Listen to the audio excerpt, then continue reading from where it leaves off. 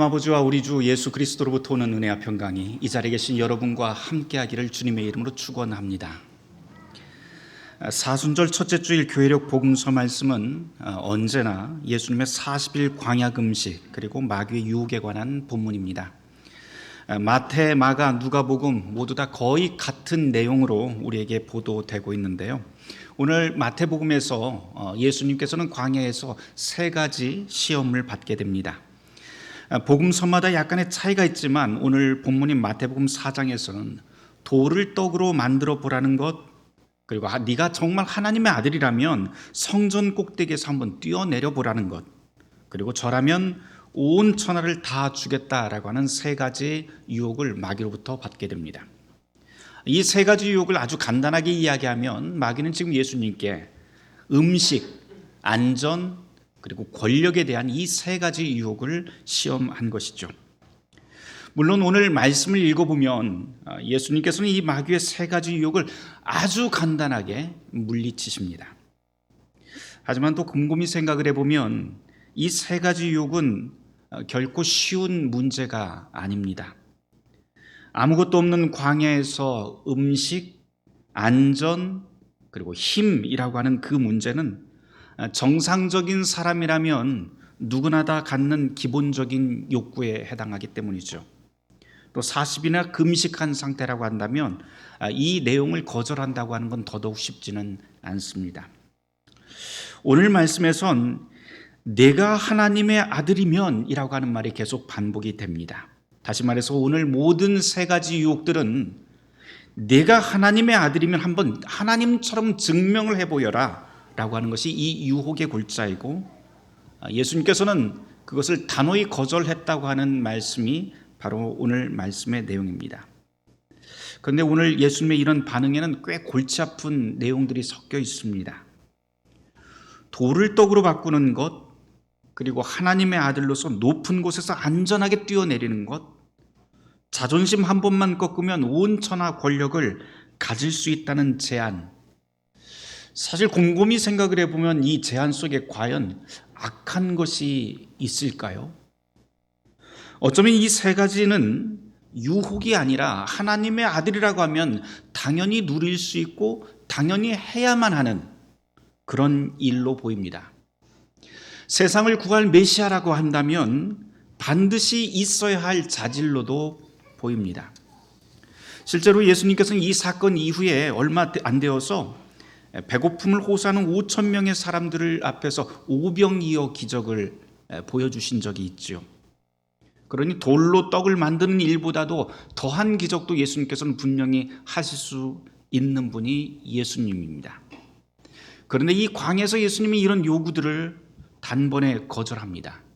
그러니 이 모습이 어찌 보면 참 이해가 안 되는 구석이 있습니다. 게다가 예수님의 그 능력을 보자면 죽음을 이기고 부활하는 신비도 실은 하늘과 땅을 다스리는 완전하고 힘센 왕이 되게 한 그런 사건들이 아니었을까요? 마귀의 말에 고개 한 번만 끄덕였다면 역사가 바뀌었을지도 모르겠습니다. 그랬다면 예수님은 아마도 지금쯤 누구에게도 오해받지 않는 위대한 왕이 되었을 것 같아요. 예수님은 늘 오해를 받습니다. 왕이라고 했는데 왜 십자가에 못 박혀 죽었지? 왜 그런 오명을 우리는 듣는 사람에게 우리는 믿음을 바치고 있을까요?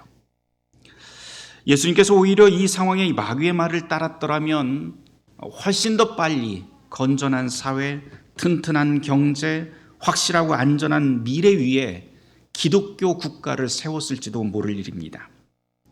그랬다면 굳이 힘들어서 전도와 선교를 우리가 하지 않더라도 모든 사람들이 예수를 따랐을 테고 모든 사람들이 구름대처럼 교회로 밀려 들어왔을 것입니다. 그리고 예수 믿기만 하면 부자 되고 성공한다고 하는 그 공식이 완벽하게 성립이 되었을 겁니다. 그러면 교회는 여기저기 미어터질 것이고 여기저기 또 예수님 동상 세워놓고 사람들의 찬사를 받았을 겁니다. 그런데 예수님이 이런 기가 막힌 미래가 보장되어 있는데도 그 눈을 닫아버리고 마귀의 제안을 일축해 버립니다. 곰곰이 생각하면 우리가 원하는 메시아, 우리가 원하는 지도자상이 이런 것 아닐까요? 우리가 원하는 지도자상은 마귀가 말하는 그런 능력이 있는 사람들을 우리는 늘 원합니다. 그러니 아무리 생각해봐도 이 마귀의 유혹은 이상한 것이 아니라 오히려 우리에게 매우 매혹적입니다. 모두 다 이 세 가지 유혹들은 인간에게 유익한 부분만 가지고 예수님을 지금 시험하고 있죠. 배고픔이나 땀 흘려 수고하지 않더라도 음식을 맛볼 수 있게 하는 것, 그 어떤 모험을 하더라도 위험 속에 던져지지 않는 그런 안전한 삶, 오해, 멸시, 거절이라고 하는 뼈저린 수모와 고통을 각오하지 않더라도 찬란한 명예와 그리고 권력을 주겠다고 하는 것, 이것이 바로 광야에서 제시한 마귀의 유혹입니다. 마귀가 들고 나온 이 유혹이 너무나도 매혹적이다 보니까 사실 냉정하게 보면 예수를 따르겠다고 나선 교회 안에서조차도 작은 예수의 제자 대신 끔찍한 마귀들이 길러지곤 합니다. 이 사람들은 교회 안에서조차 기적, 신비, 권력에 민첩하게 반응합니다. 그런 사람들이 자리 잡은 교회는 무당의 신비와 정치가들의 수완, 경제 전문가와 광고 기획자들의 성공투를 완벽하게 비벼낸 다음에 교회를 기업 논리로 운영하고 사람들이 원하는 욕망을 확실하게 충족시키겠다고 광고합니다. 신비를 원하는 사람에게는 신비를, 권력을 탐하는 사람에게는 권력을 얻을 수 있도록 교회 전체가 나서서 응원하고 기도해 줍니다. 그런 다음 그렇게 그런 사람들로 교회당이 넘쳐나면 우리는 그걸 보고 성공한 목회, 성공한 교회라고 부르곤 합니다. 하지만 오늘 이 시간 우리가 깊이 묵상해야 할 것은 이런 교회들을 보고 과연 예수님이라고 하면 뭐라고 말씀을 하실까라고 하는 질문입니다. 그리고 그 해답이 바로 오늘 말씀 속에 변명할 수 없을 만큼 확실하게 담겨 있습니다. 예수님은 단호하게 거절합니다. 그렇다면 광야에서 예수님이 마귀의 유혹을 거부한 이유는 도대체 무엇일까요? 이 마귀의 유혹을 아주 간단하게 정리하면 십자가 없이도 왕관을 얻을 수 있다라고 하는 제안입니다. 마귀와 예수님은 분명히 전혀 다른 세계관을 우리에게 보여줍니다. 마귀는 예수님을 앞에 두고 속도와 능률 위주로 성공하는 그런 세계를 제안을 합니다. 하지만 예수님은 그렇지 않죠. 예수님은 분명히 당신의 그 능력을 가지고 이 마귀의 요구대로 얼마든지 음식을 만들어낸 다음 군중들을 설복할 수도 있었고 그것으로 세상 왕국을 지배하고 모든 위험으로부터 자신을 안전하게 지켜낼 수 있습니다. 하지만 예수님은 이 제안을 다 거절합니다. 우리는 종종 하나님이 우리 사회와 역사 속에 좀 더 직접적으로 개입을 하시길 기도합니다. 그런 기도 제가 종종 하는데요. 자기 전에 이렇게 기도하면서 그런 기도해요. 하나님, 자고 있는 동안에 남과 북이 확 합쳐갖고 통일되게 해주세요. 온 세상에 전쟁과 슬픔 없는 평화를 달라고 우리는 지금 자고 있지만 하나님이 그렇게 해달라고 기도합니다. 또 이렇게 혼탁한 정치판을 하나님 우리가 고민하지 않게 한 번에 좀 정리를 해달라고 그런 기도합니다. 하지만 하나님은 매번 우리의 기도가 들리지 않는 것처럼 응답이 없어서 정말 우리의 기도가 과연 효과가 있기는 한 것인가 라고 하는 의심이 들기도 합니다. 저만 해도 그래요. 우리가 기도하면 하나님이 즉각적으로 응답하고 그리고 행동해 주시기를 간절히 원합니다. 내가 아플 때 치유를 간절히 바라면서 기도를 하고요. 내 가족이 위험할 때 안전과 보호를 바라고 딸 이마에 열이 펄펄 날 때는 한시도 지체 말고 즉각 하나님 나타나서 열 좀 떨어뜨리라고 그렇게 기도합니다. 그렇게 우리는 막연함이 제거되고 선명하고 분명한 하나님을 기대합니다. 그런데 오늘 말씀을 묵상하다 보니까 이런 우리의 생각 그 뒤편에는 광야에서 들렸던 사탄의 음성이 나를 움직이고 있었던 건 아닌가 하고 깜짝 놀라게 됩니다. 예수를 알아가면서 성경을 보면서 좀 더 제가 확실하게 깨닫게 되는 것이 있습니다. 그것은 하나님은 기적으로 세상을 제압하지 않으시며 오히려 그것을 멀리 하신다고 하는 것, 그리고 하나님은 우리가 살아가는 세상에서 하나님이 느껴지지 않는 것처럼 살아갈 자유까지도 허용하신다는 것, 심지어 그분을 침뱉고 십자가에 못 박을 권한까지도 주님은 우리에게 허용했다고 하는 사실입니다. 광야에서 마귀를 대면하던 예수님이 이 사실을 우리에게 보여줍니다. 그럼에도 불구하고 한사코 하나님의 아들이 당신이 가진 신비와 기적, 권력을 사용하지 않은 이유는 도대체 무엇일까요? 다시 한번 깊이 묵상해 보게 됩니다. 제가 가진 답은 이래요.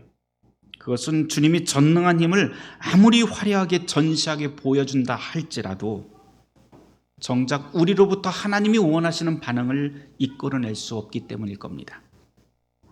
권력은 복종을 강요할 수는 있어도 마음속에서 우러나오는 순종을 만들어낼 수는 없습니다. 순종 그리고 사랑의 반응을 이끌어낼 수 있는 건 오직 사랑뿐입니다.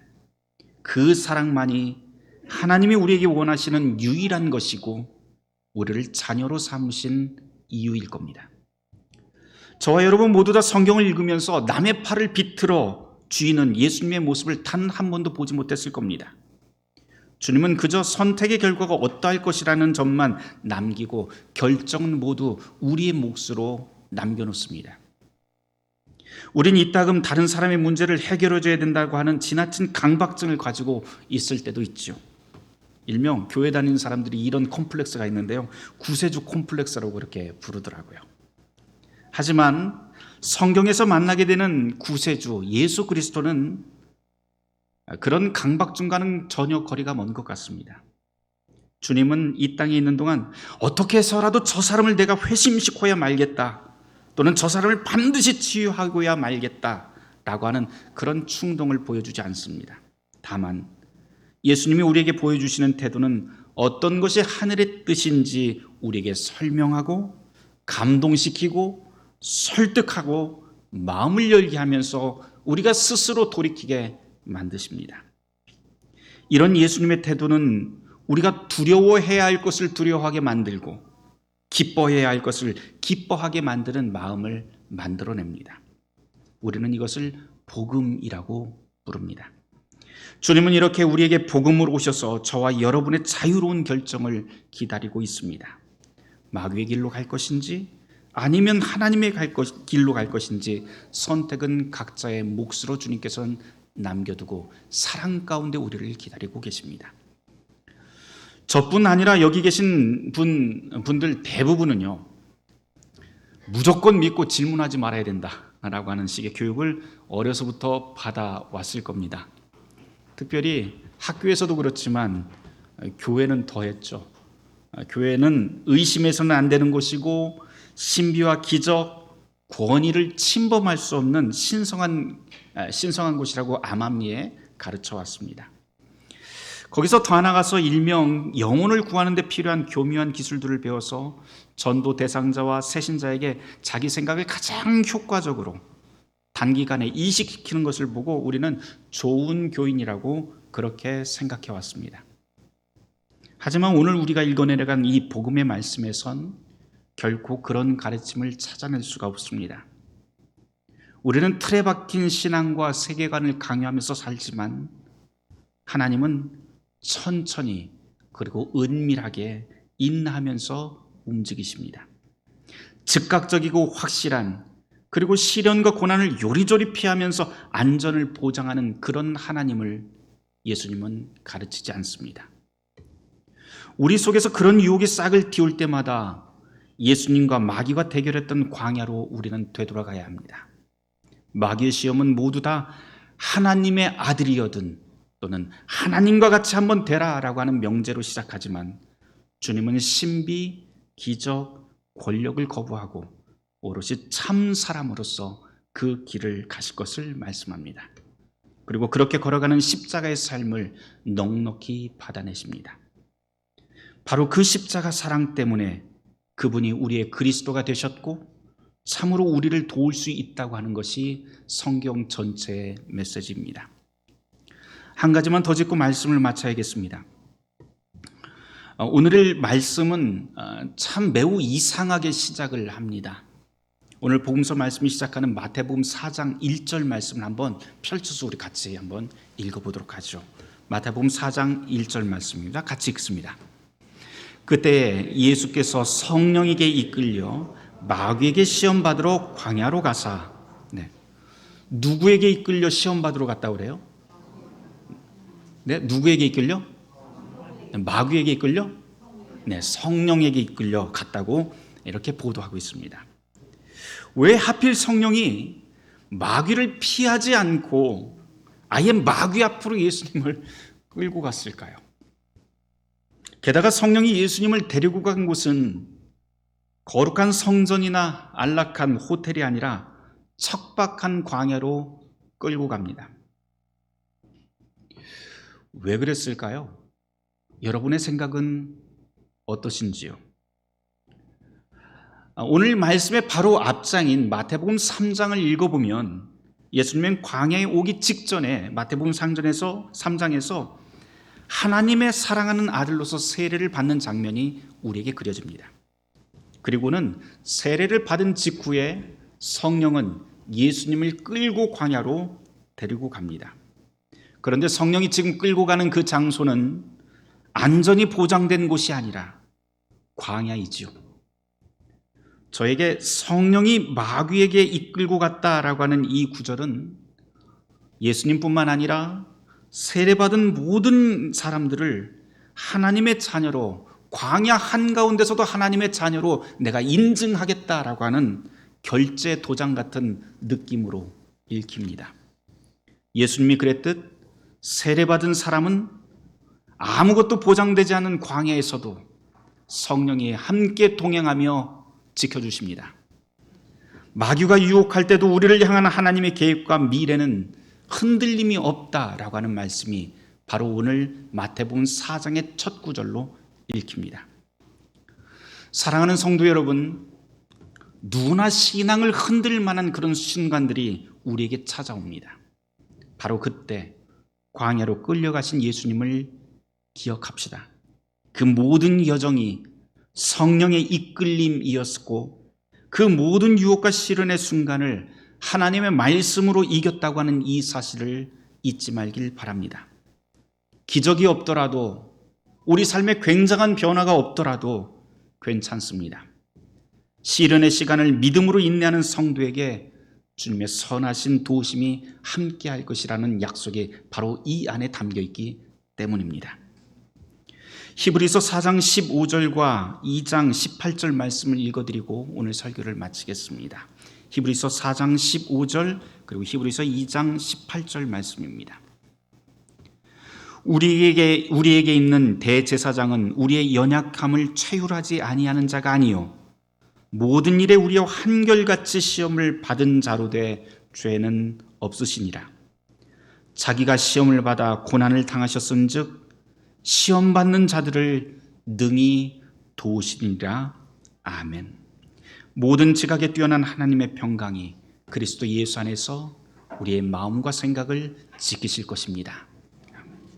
오늘 이 말씀을 놓고 잠시 침묵 기도하도록 하겠습니다.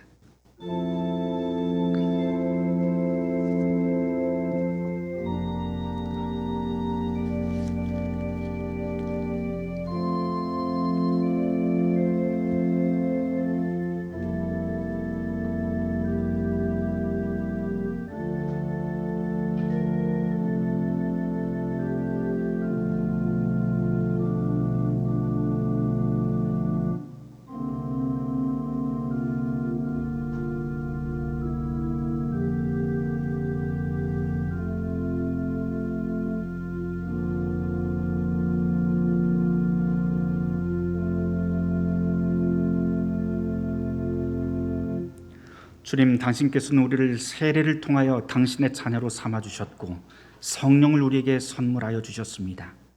우리가 어디에 있든 간에 당신의 보호하심과 관심 가운데 있다고 하는 그 사실을 믿음 가운데 잃지 않게 하여 주시옵소서. 예수 그리스도 이름 받들어 기도드립니다.